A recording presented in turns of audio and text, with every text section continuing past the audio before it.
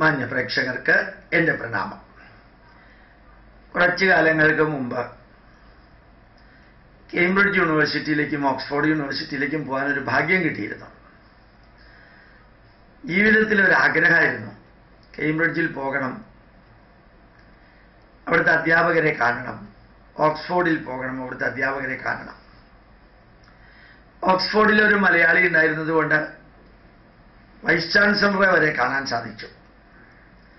ഒരു സാധാരണ ട്രൗസർ ഇട്ട് ഒരു ടീഷർട്ടും ഇട്ട് സൈക്കിളിൽ പോയി വരുന്ന ആ വൈസ് ചാൻസലറെ, ഓക്സ്ഫോർഡ് യൂണിവേഴ്സിറ്റിയിലെ വൈസ് ചാൻസലറെ പെട്ടെന്ന് റോട്ടിൽ വെച്ചാണ് കണ്ടത്. ഇപ്പം നമ്മുടെ ഈ കേരളത്തിലെ തനി രാഷ്ട്രീയക്കാരായ ഒരു യൂണിവേഴ്സിറ്റിയുടെ തലപ്പത്തിരിക്കാൻ ഒരു യോഗ്യതയില്ലാത്ത വെറും ജാട മാത്രമല്ല വൈസ് ചാൻസലർമാരെ കണ്ടു.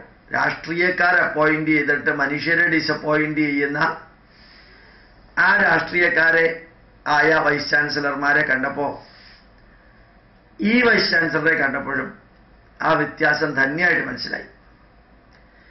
കേംബ്രിഡ്ജ് യൂണിവേഴ്സിറ്റിയിൽ പോയിരുന്നു. അവിടെയുള്ള വിദ്യാർത്ഥികളെ കണ്ടപ്പോഴത്തേക്കും അത്ഭുതം തോന്നി.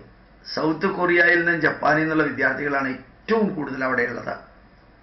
കാരണം പൂത്ത പൈസയുള്ളത് കൊണ്ട് അത്രയും ഫീസ് കൊടുത്തിട്ട് അവിടെ പഠിക്കാൻ അവർക്ക് സാധിക്കും. അവിടെ ഒരു മോൺലിയർ ലൈബ്രറി ഉണ്ടായിരുന്നു. മോൺലിയർ എന്ന് പറയുന്ന മനുഷ്യനാണ് യഥാർത്ഥത്തിൽ ഭാരതത്തിലെ ഭാഷാശാസ്ത്രത്തിന് കുറേ സംഭാവന നൽകിയത് എന്നാണ് പറയാറുള്ളത്. യഥാർത്ഥത്തിൽ മാക്സ് മുള്ളറും മെക്കോളയുമെല്ലാം ആരംഭിച്ച ആര്യ ദ്രാവിഡ സിദ്ധാന്തത്തിന് സപ്പോർട്ട് കൊടുക്കാൻ ഏറ്റവും ഹീനമായ പ്രവൃത്തി ചെയ്തതും ഈ മോൺലിയറാണ്. തമിഴ് ഭാഷയിലുള്ള സംസ്കൃത പദങ്ങളെല്ലാം മാറ്റിയിട്ട് തമിഴ് ഭാഷയ്ക്ക് ഡിക്ഷണറി എഴുതി. തമിഴ് ഭാഷയിൽ സംസ്കൃതം ഇല്ല എന്ന് പ്രഖ്യാപിച്ചു. അങ്ങനെ സംസ്കൃത വിമുക്തമായ തമിഴ് ഉണ്ടാവാൻ കാരണം അയാൾ വിവരിച്ചത് സംസ്കൃതം ആര്യ ഭാഷയാണ്, തമിഴ് ദ്രാവിഡ ഭാഷയാണ്. ഇന്നും അതേ പേര് തന്നെയാണ് നിൽക്കുന്നത്. നിർഭാഗ്യവശാൽ ആര്യൻ ഇൻവേഷൻ തിയറി മുഴുവനും തെറ്റാണെന്ന് തെളിയിച്ചിട്ടും അതേ വരികൾ ഇപ്പോഴും നിൽക്കുന്നുണ്ട്. അപ്പൊ തമിഴരെ കൊണ്ട് ബോധ്യപ്പെടുത്തി ആര്യന്മാര് വേറെയാണ്, അവരുടെ ഭാഷ വേറെയാണ്, നിങ്ങൾ വേറെയാണ്, നിങ്ങളുടെ ഭാഷ വേറെയാണ്.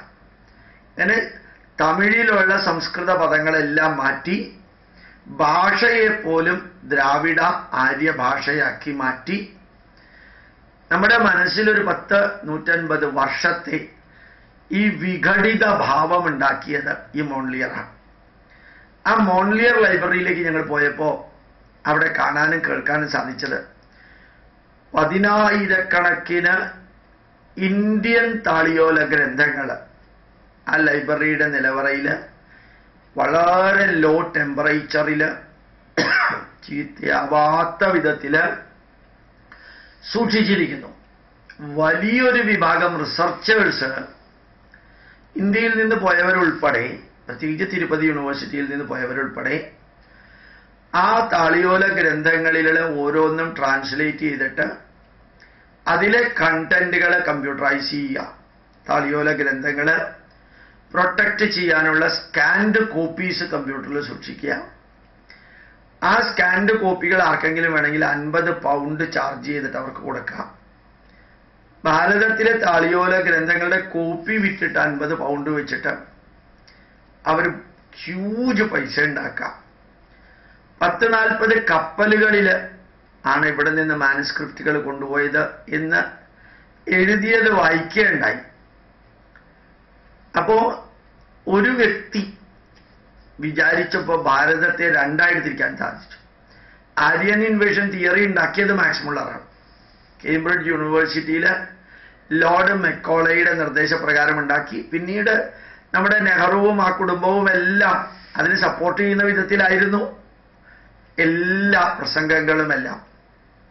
പിന്നീട് ആര്യൻ ഇൻവേഷൻ തിയറി ഭാരതത്തെ ഇംഗ്ലീഷുകാർക്ക് ഭരിക്കാൻ വേണ്ടി ഉണ്ടാക്കിയതാണ് എന്ന് അതേ മാക്സ് മുള്ളർ കേംബ്രിഡ്ജ് യൂണിവേഴ്സിറ്റിയിൽ വെച്ച് പറഞ്ഞപ്പോഴത്തേക്കും അത് കേൾക്കാൻ ആരും ഉണ്ടായിരുന്നില്ല. ആദ്യത്തേത് പറഞ്ഞത് കേൾക്കാൻ ആൾക്കാരുണ്ടായിരുന്നു. ഈ മോൺലിയർ ലൈബ്രറിയിൽ എനിക്ക് അത്ഭുതത്തോടുകൂടിയും വേദനയോടുകൂടിയും ദുഃഖത്തോടുകൂടിയും ഒരു പരിധി ചിലപ്പോൾ അഭിമാനത്തോടുകൂടിയും കാണാൻ സാധിച്ചത് നമ്മുടെ താളിയോല ഗ്രന്ഥങ്ങൾ എത്രയുണ്ട്, എത്ര കോടിക്കണക്കിനുണ്ട് എന്നുള്ളത് അവിടെ പോയി കണ്ടാൽ മനസ്സിലാക്കാൻ സാധിക്കും. എല്ലാവരെയും ഒന്നും അവർ കാണിക്കില്ല.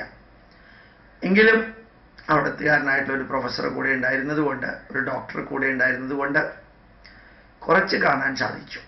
ഇതെല്ലാം കാണുമ്പോഴാണ് ഭാരതത്തിൻ്റെ മഹത്വം, അഭിമാനാർഹമായിട്ടുള്ള അറിവുകളുടെ കൂമ്പാരമായിരുന്ന ഒരു രാഷ്ട്രത്തിൻ്റെ മഹത്തായ ധന്യത നമുക്ക് നേരിട്ട് കണ്ട് മനസ്സിലാക്കാൻ സാധിക്കുന്നത്. എന്നെങ്കിലും നിങ്ങൾ പോവുകയാണെങ്കിൽ നിങ്ങളതൊക്കെ കാണണം. അല്ലെങ്കിൽ നിങ്ങളുടെ മക്കളോടെങ്കിലും പറയണം ഇതെല്ലാം കാണണമെന്ന്. അവർക്കിതൊന്നും അറിഞ്ഞൂടല്ലോ. അപ്പം നമ്മുടെ രാഷ്ട്രത്തിൻ്റെ ധന്യമായിട്ടുള്ള മഹത്വം അറിയാനുള്ള അവസരങ്ങൾ എപ്പോഴൊക്കെ കിട്ടുന്നോ, ശ്രീരാമൻ കാട്ടിലൂടെ 13 വർഷം നടന്നപ്പോൾ 14ാമത്തെ വർഷം സീതാന്വേഷണമായിരുന്നു. 13 വർഷം നടന്നപ്പോൾ ഒരു സ്ഥലത്തും വിശ്രമിച്ചിട്ടില്ല. നിരന്തരം യാത്രയായിരുന്നു. ഓരോ ദേശത്തെക്കുറിച്ചും കാലത്തെക്കുറിച്ചും മഹർഷിമാരെക്കുറിച്ചും രാജാക്കന്മാരെക്കുറിച്ചും പഠിക്കാനായിരുന്നു ശ്രീരാമൻ ഉപയോഗിച്ചത്, സീതയുടെയും ലക്ഷ്മണന്റെയും കൂടെ. നമ്മളും യാത്രയ്ക്ക് എവിടെയെല്ലാം പോകുന്നോ അവിടെയെല്ലാം ഭാരതത്തിൻ്റെ പൈതൃകവുമായി ബന്ധപ്പെട്ട കാര്യങ്ങൾ പഠിക്കണം, അറിയണം. അത് മക്കളിൽ പഠിക്കാനുള്ള ഇൻസ്പിറേഷൻ ഉണ്ടാക്കണം, മറ്റുള്ളവരിലും ഇൻസ്പിറേഷൻ ഉണ്ടാക്കണം. നിങ്ങൾക്കത് സാധിക്കട്ടെ എന്ന് പ്രാർത്ഥിക്കുന്നു. പ്രണാമം, നമസ്കാരം.